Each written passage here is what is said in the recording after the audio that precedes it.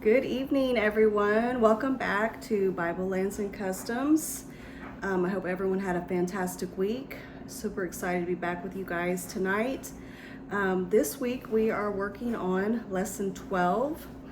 Very interesting lesson. There was a lot of things in here that I wasn't aware of, which I'm finding that I'm saying more and more often the more we go along in these studies. And this lesson is about the education of the youth, the young people, during this time period.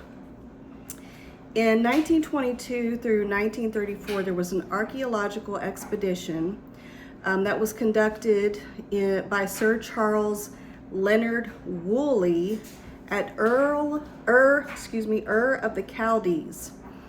And this proved that there were schools in the city that Abraham grew up. Now, during this discovery that Sir Charles had, there were clay tablets that were found that gave insight as to the subjects that were studied. First of all, there were writing lessons, obviously, vocabulary, math, such as multiplication and division.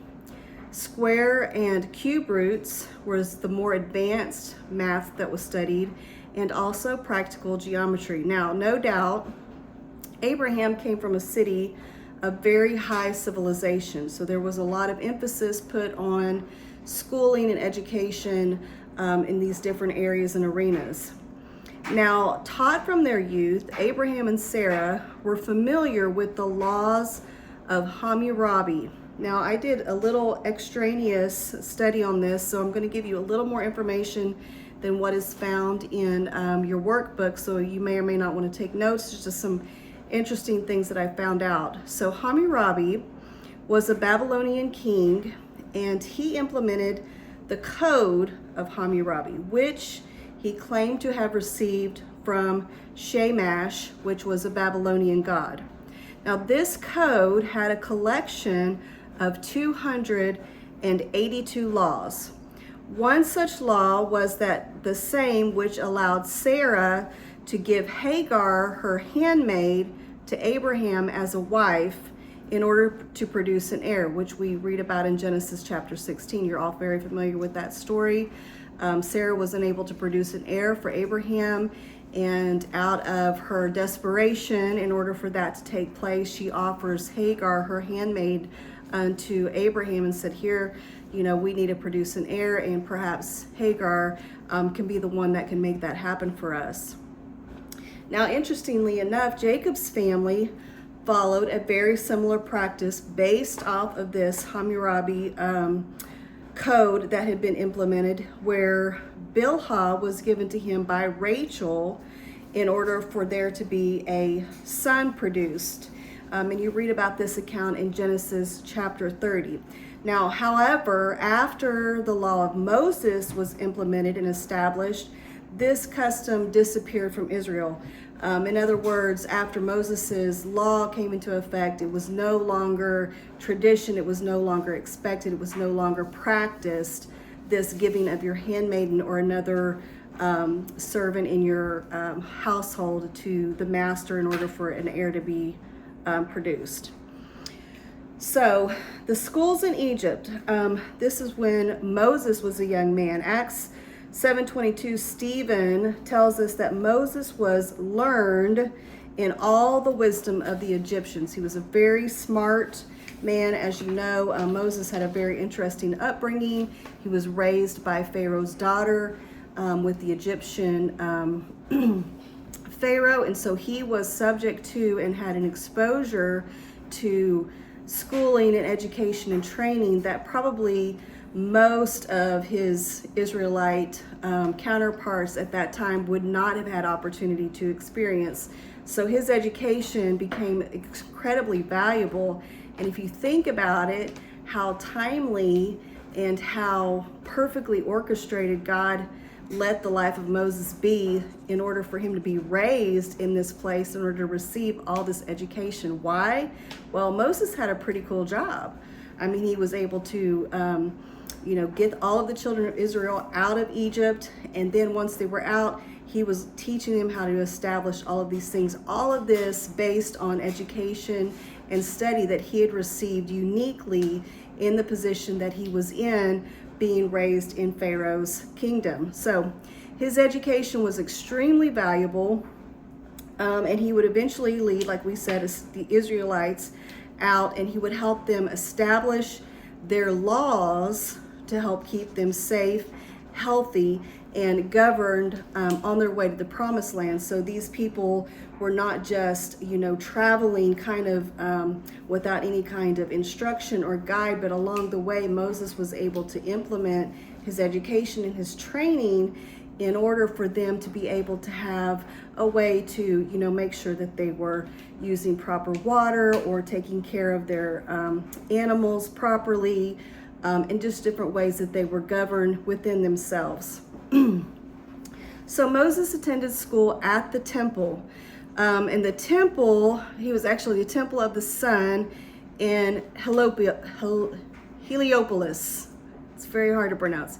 Heliopolis. Now, this temple was a temple within a temple, and the center of the sun god's cult, where the center of the sun god's cult, where the Egyptians believed the world was created. The sun god Heliopolis was whom they worshipped, and that was the temple of the sun, was where they believed he resided, and their religion was orchestrated and centered around this particular place. So besides reading and writing, he also learned arithmetic, mathematics. He learned geometry. So that would make him very familiar in the art of land measuring. Again, another key skill that he would have to use and implement while leading these children into a different different place where they would reside. No doubt teaching the leaders among the groups these different things that he had learned.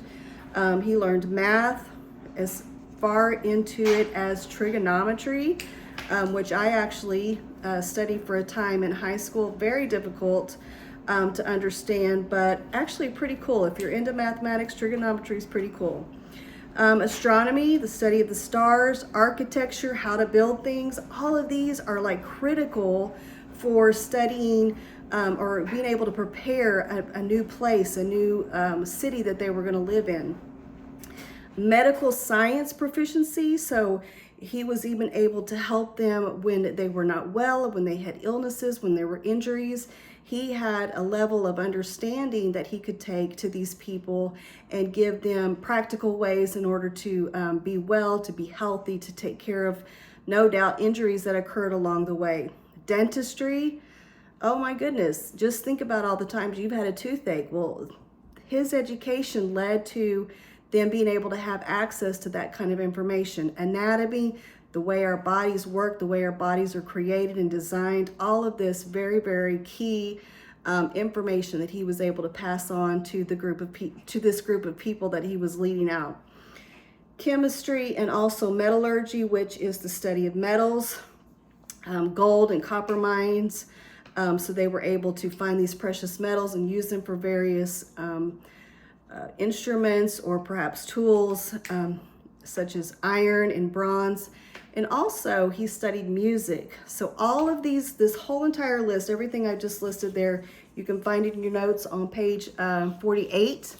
And these are all the types of things that Moses had access to just because of his unique position there in Egypt in Pharaoh's house. So totally cool that God laid this all out, carefully orchestrated it for him to have access to these things, and then him end up being the one to lead the children out and no doubt share all of his wisdom and knowledge that he had learned, in this position that he had, so that they would be able to better take care of themselves once they reached the promised land.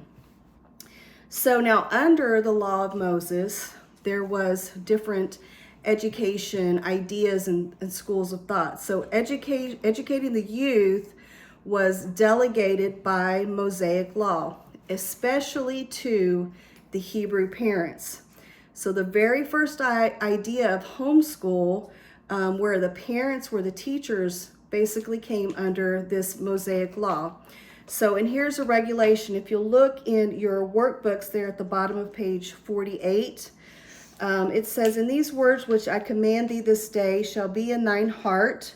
This is something that you're very familiar with, I'm sure, if you've ever studied Egypt and the law that they would memorize and keep.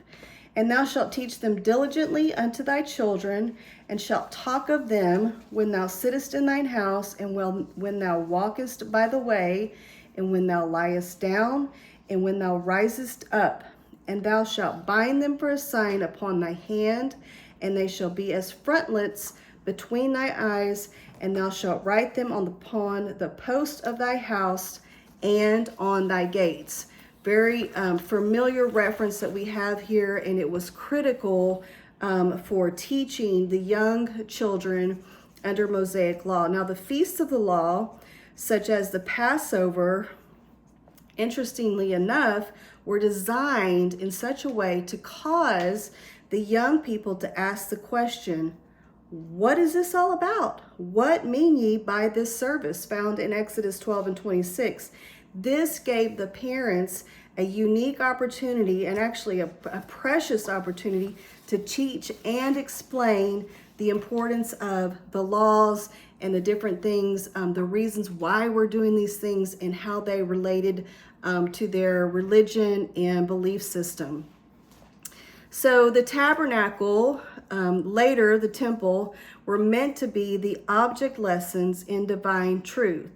So the Feast of Tabernacles, we're on page 49 in your workbook in case you're following along there.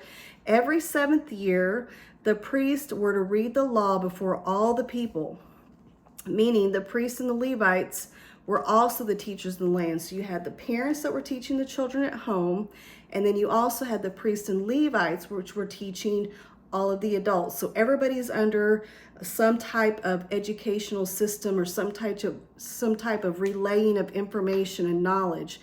Everybody's in school, everybody's learning, everybody's trying to bring in as much information as they can. And generally speaking, under Mosaic law, it was in regards to religious beliefs and practices.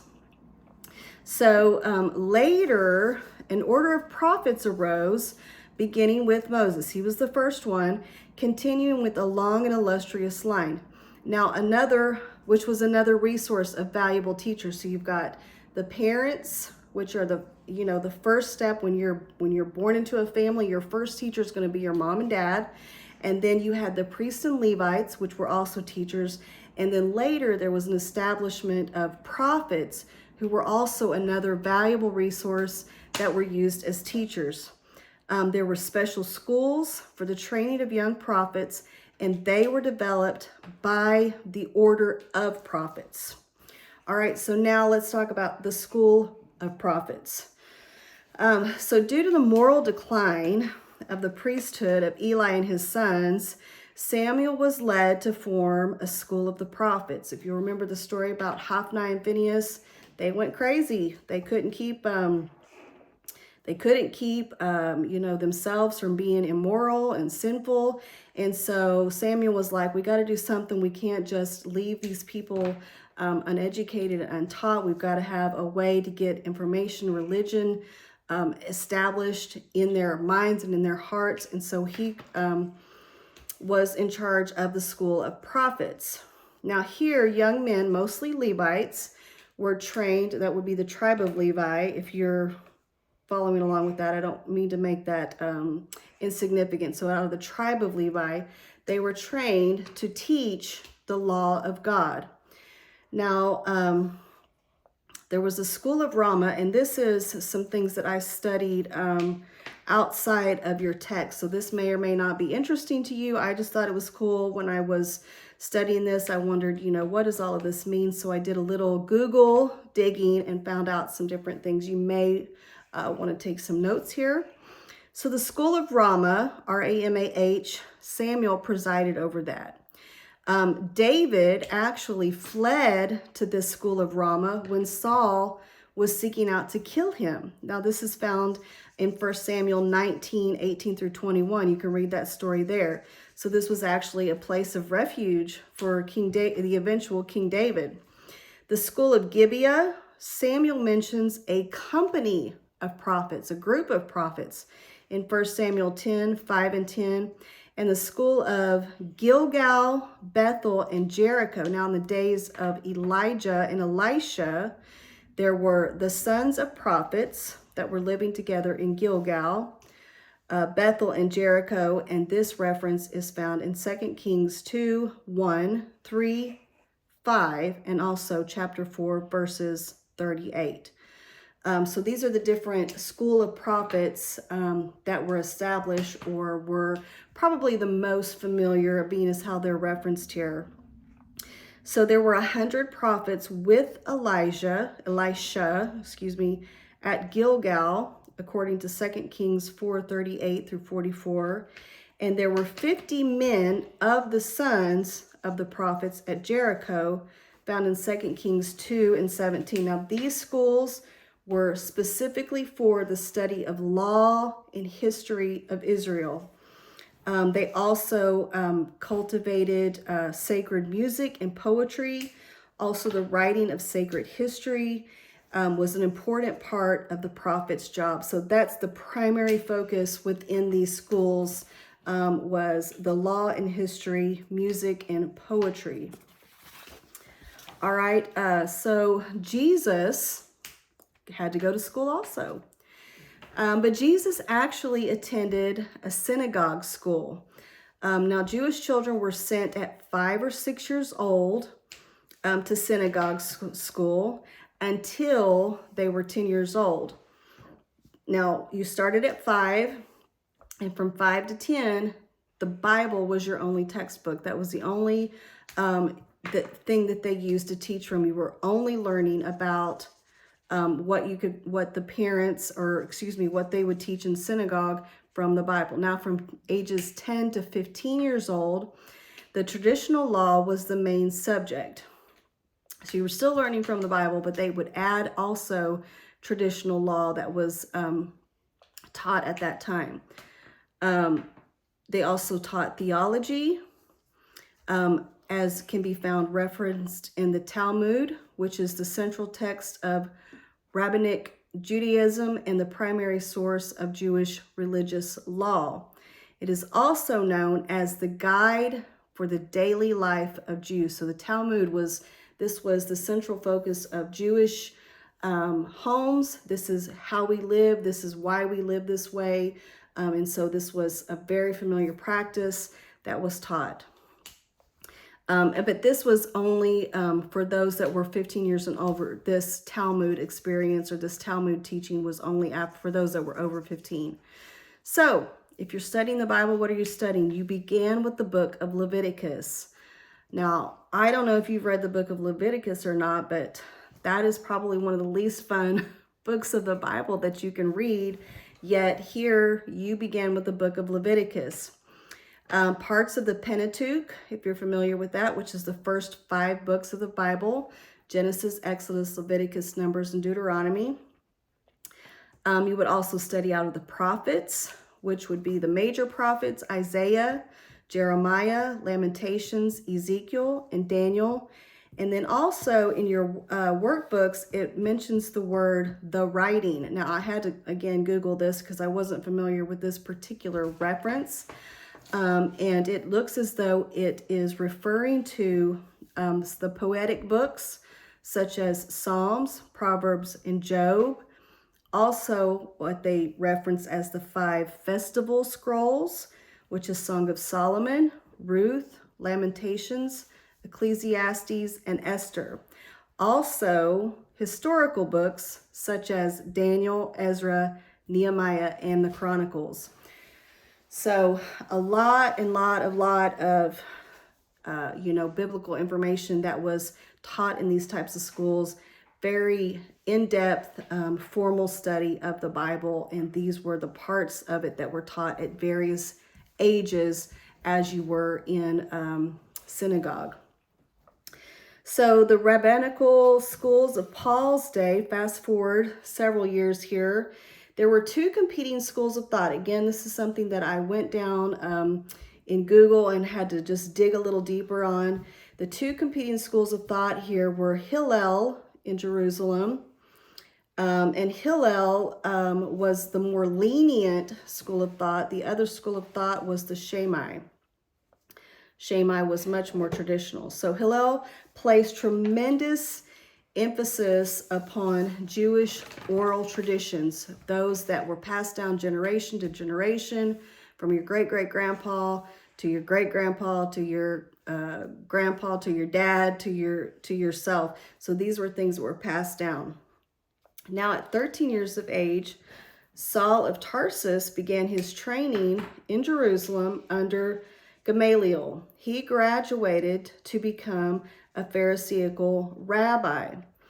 And so if you look in your workbooks there, at the bottom of page 49, we can see Saul's thoughts on his training. He said, I am verily a man, which am a Jew born in Tarsus, a city in Cilicia, yet brought up in this city at the feet of Gamaliel and taught according to the perfect manner of the law of the fathers. That's Acts 22:3. So that was his thoughts regarding his upbringing. So Jesus's training was under the other school. So Saul was taught under Hillel type of thought, and Jesus was taught under the Shammai. There was less stress on tradition in this school of thought and more on spiritual teachings of the law and the prophets.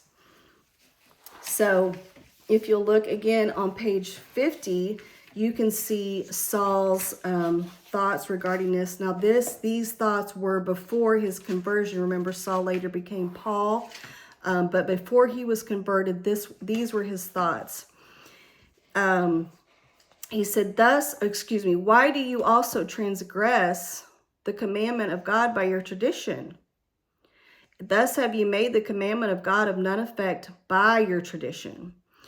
Saul, he resented what Jesus was saying to the Pharisees, because remember, Jesus was turned off by the Pharisees because they had all of this law knowledge, yet they had just nasty spirits. So Jesus's primary focus was on the spirit, on how you were, not so much how you treated people, but the spirit behind how you treated people. Whereas when Saul, it was more about, this is the law, this is what it says, and we're going to do it whether it makes you feel good or not. It wasn't as concerned about the spirit behind it. All right, so very interesting there. I didn't know actually that they were taught under those two different laws, but there you go. So last section there, the Roman schools of the first century. And again, that we're speeding through time here, so we're in a different era here, the first century. There were 20 grammar schools in Rome. Only 20, and both boys and girls attended. However, it was more common for boys to take advantage of the opportunity to go to school. So even though you might see girls there, you're probably going to see more boys than girls there. In Galatians 3:24, Paul refers to a schoolmaster. Now this was super cool. I had to do a little digging on this too. Now this was not the headmaster or the teacher of a school. When I heard the term schoolmaster, I always thought it meant whoever was in charge, whether they were the teacher or principal or whoever was head of the school. No, rather, a schoolmaster was a faithful servant or slave that would take his master's sons or daughters possibly to and from school to keep them out of trouble. So the schoolmaster was basically the chauffeur, the bodyguard, the attendant, whatever you want to call him, that would take the young person in the home to and from school, probably number one, to make sure he or she got there, but also that he or she was safe and no harm came their way. And also they were able to make it home quickly and carefully as well. So Paul actually in this Galatians 3:24 is comparing Christ with the real teacher and the law like the servant who would be responsible to bring the student to the teacher. So if you were studying, the law that you were studying is the thing that's going to get you to the teacher. And it's going to get you there safely, get you there on time, get you there with the least amount of mischief so that you can be taught by the teacher, which was Jesus. And then was also going to be the thing that would be able to bring you back home safely as well. And if you could read Galatians 3:24, I happened to write it out. Wherefore the law was our schoolmaster to bring us unto Christ, that we might be justified by faith. So the schoolmaster, the law, was the thing that kept us safe, protected, guarded, on the right track, doing the right things, making the right decisions, so that we could get to a place to where we could learn from the master, the great teacher. Lastly here, Ephesus had a school of Tyrannus that Paul used as a place to preach in Acts 19:9. So Paul's traveling around doing his different meetings and greetings, different saints and groups of saints. In Ephesus, there was actually a school there that he used, most likely an elementary school, which interestingly enough was used only for a few hours early in the morning and maybe a little in the afternoon, but it would have been available for Paul to use to be able to speak and to greet the people, the congregation, and he could use it basically whenever he needed it. So these schoolrooms would be near a street, so close to where if he were to raise his voice or to shout out, it would be a way for anybody passing by to be able to hear what Paul was teaching or preaching at that time.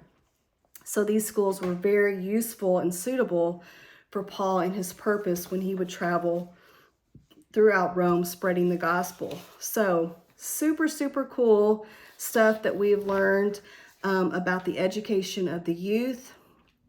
Lots of interesting things. If you guys want to do a little further study and digging on this, I highly recommend getting onto Google and just kind of some of these names that you may or may not be familiar with, some of these ideas, the different places, and just seeing what else you can dig out of there. Super interesting lesson. I really enjoyed studying this.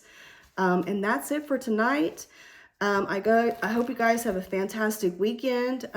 Again, like I said in my Facebook post in our chat group, there will not be homework attached to this lesson because I was late in giving you homework from last week, but probably look forward to a homework assignment for lesson 13. That's it for me tonight, guys. I hope you guys have a fantastic weekend, or excuse me, rest of the week. It's good to see you guys. I'm going to try to catch up with you all in Messenger. You guys have a good one and take care. Good night.